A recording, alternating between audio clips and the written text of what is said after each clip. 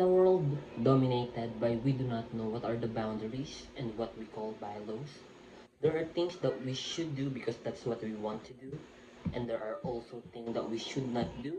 Unfortunately, we are doing it still in the name of power.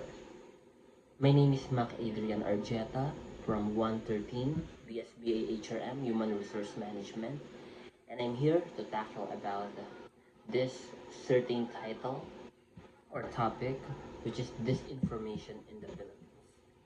But first of all, I would like to give you the definition of disinformation. Disinformation is false information deliberately spread to deceive people. Disinformation is an orchestrated adversarial activity in which actors employ strategic deceptions and, and media manipulation tactics to advance political, military, and commercial goals. And to be honest with you guys, this topic is kind of sensitive with me, and um, I am kind of being emotional whenever I talk about this topic because I'm gonna be transparent with you guys. I voted Lenny Robredo um, in the previous election for the president of the Philippines, and I do believe as well that one of the reasons why she did not win or she did not be- become the president of the Philippines is because of this topic, disinformation here in the Philippines. How did I say that? Um, During the elections, we cannot deny the fact that one of the marketing, I'm just gonna call it marketing strategies, but yeah, one of the strategies that was used by the winner is social media. And we cannot deny the fact that yeah, he used social media so early to be able to promote himself, to promote his name, so that his name will be will be all over the Philippines and get the attention of many people.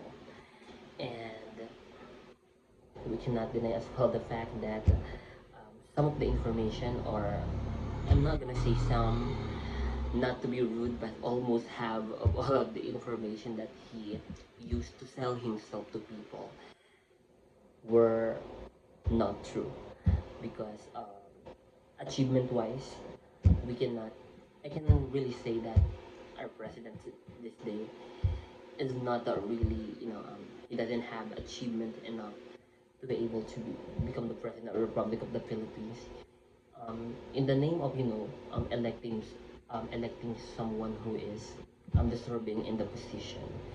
And this information in the Philippines is just so spread out, like it's uncontrollable, and it is so scary and terrifying, knowing for a fact that um, you are gonna be given an information that is not true, and then you're just gonna read it, you without fact checking, you are gonna believe that.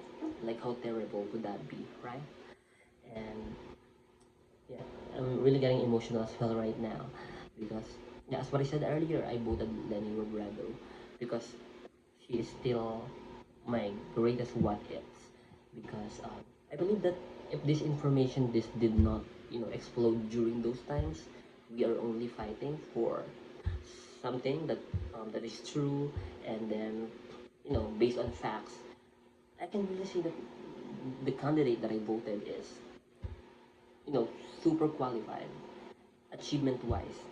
She is so transparent, and oh, degree talking about degree, she has two, and then she's so transparent in a way that she's getting a lot of recognition, um, transparency, recognition. Don't you want something like that?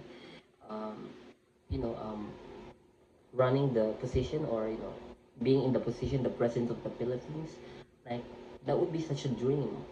She is a dream for other country. I remember this one time she was called a dream candidate by other country. I don't know what that is because of her achievements, and they are just and they just cannot believe how people in the Philippines not voting for her. However, so anyways, so I'm just like telling you what this information could do in such a country. Like, yeah, the country could be so progressive, the country could be moving forward in the next level or stepping forward to, you know, not to mention, but yeah, this country is a third world country, but yeah, I believe that someone like her or someone who is, so qualified and intelligent and, you know, academic wise enough, like, yeah, they can make the Philippines great again. Like, I just don't know. I, I have to admit I hate to talk about this topic, but because it's still making me um, not really in a good mood. But yeah, since this is oh, it's only 6 minutes. But yeah, I just like to tell you guys that yeah, it's never too late. I am still at this very point in time. I can really say that I'm still fighting in social media, my platforms. I am still fighting for those disinformation because I cannot just let anyone spreading all of those information that is not true. I'm still fighting. We are going to fight.